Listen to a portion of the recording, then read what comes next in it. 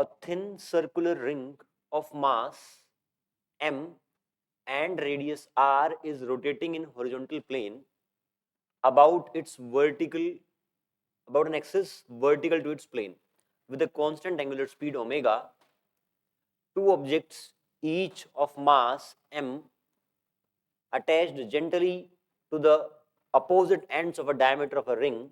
The ring will then rotate with an angular velocity. समझे सवाल में क्या दे रखा है?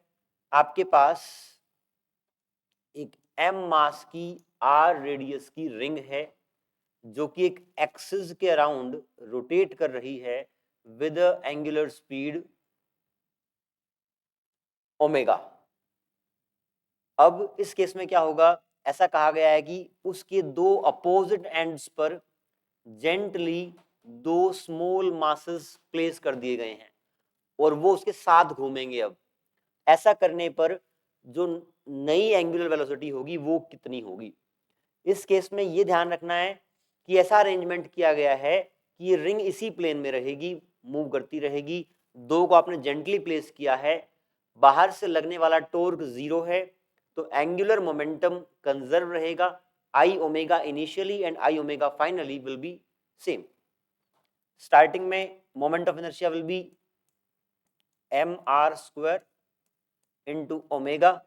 फाइनली रिंग तो रहेगी रहेगी mr², साथ में ये स्मॉल मास है, ये r दूरी पे है, तो mr² इसका और mr² इसका, आपका 2mr².